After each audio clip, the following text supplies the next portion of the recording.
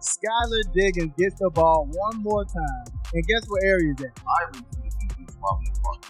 Kelsey Mitchell was 3 of 16 from the field. You and Clark really have some kind of weird, sick relationship where you like each other, but you don't at the same time. When Caitlin Clark returns, the tempo of the game is bound to shift dramatically. The Fever will want to push the pace, and that plays right into the strengths of players like Lexi Hull and Sophie Cunningham. Both are high-energy athletes who thrive in transition, and once Clark is back on the court orchestrating the offense, things are going to click fast. This trio will create an up-tempo, dynamic style that could overwhelm slower teams. You can already see the potential brewing. When it all comes together, it's going to be a big deal, something that could change the season's trajectory. Come back, they're going to want to run. Lexi run. Sophie run.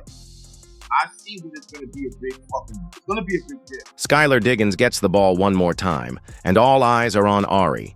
She's been lights out tonight, hitting 4 of 5 from beyond the arc and 5 of 6 overall from the field. In a game where the Indiana Fever have struggled to connect. From deep, Ari has been the lone bright spot, the only player on the roster to consistently hit her threes.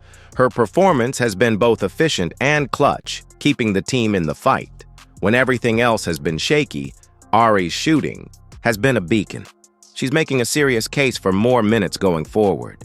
Skylar Diggins gets the ball one more time. And guess what area is that? 5 for 3. 5 for 6 from the field. The only player on the Indiana Fever to make her threes tonight. Kelsey Mitchell had a rough outing today, shooting just 3 of 16 from the field and finishing with only 9 points. Her struggles extended beyond the arc, where she went 0 for 8, unable to find any rhythm offensively. It was one of those nights where nothing seemed to fall, and her shot selection at times looked forced. For a player of her caliber, it was a disappointing performance that clearly impacted the team's momentum. Mitchell is capable of so much more, and nights like this stand in stark contrast to what fans have come to expect. She'll need to bounce back strong next game. Kelsey Mitchell was 3 of 16 from the field. Old Kelsey Mitchell showed up tonight, the one that I was always complaining about. There's clearly a strange dynamic between you and Clark, one that seems to teeter between admiration and tension. It's almost as if there's mutual respect beneath the surface, but layered with competitiveness, unresolved emotions, or maybe even a clash of personalities. At times, it feels like you both understand and challenge each other in ways no one else does. The relationship is complicated, marked by moments of connection, followed by friction. It's the kind of bond that keeps people guessing, where you never know if you're about to see a breakthrough or another flare-up. Whatever it is, it's far from ordinary. Clark clearly has some kind of weird, sick relationship where you like each other, but you don't at the same time. Caitlin Clark took a hard hit on that drive, bumped and pushed with clear contact. Yet once again, no foul was called. It's becoming a frustrating pattern for her. Meanwhile, Seattle appears completely out of sync. Their offense is stagnant, and Skylar Diggins Smith looks like she's struggling to find her footing. She can't create any separation from her defender, and her usual explosiveness is nowhere to be found. It's like she's out there searching for answers but coming up empty. The team's energy is off, and without rhythm or flow, they're falling apart on both ends of the court.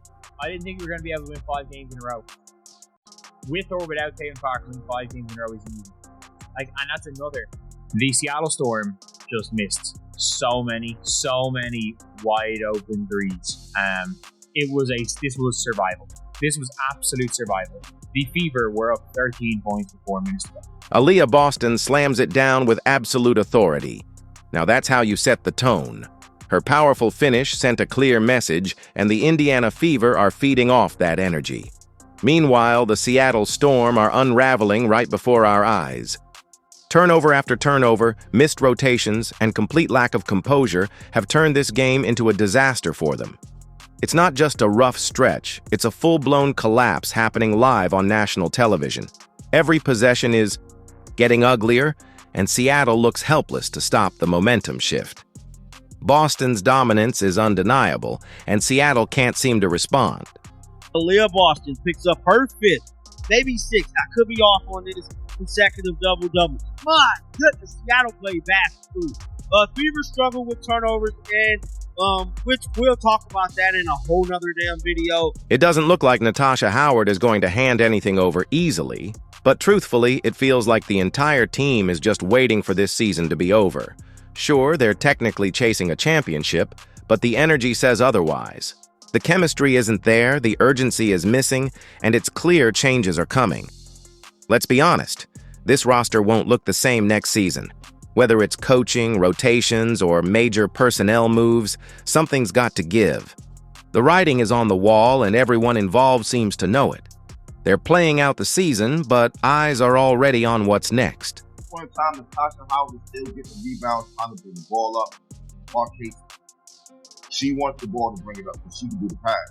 Natasha Howard, after all this time, still hasn't gotten that part. Aaliyah Boston, gives them. It doesn't seem like Natasha Howard is going to just hand things over, and honestly, that's not surprising. She's a competitor, but if we're being real, the whole vibe surrounding the team suggests they're just waiting for the season to wrap up. On paper, they're still chasing a championship, but the fire, chemistry, and urgency just aren't there. It's like they're going through the motions, playing out a script everyone knows the ending to. The reality is, this team is not built to last as currently constructed. Whether it's fatigue, locker room dynamics, or just flat-out frustration, the disconnect is obvious. When a group of talented players looks this disjointed, you can bet big changes are coming. The offseason is going to be a major reset. From coaching decisions to roster shakeups, it's clear that this squad will not return the same. Everyone knows it, even the players. You can see it in the body language, the lack of cohesion, and the way they carry themselves on and off the court. They're trying to finish strong, but mentally most of them have already moved on. They're thinking about next season, and frankly, so is everyone else watching.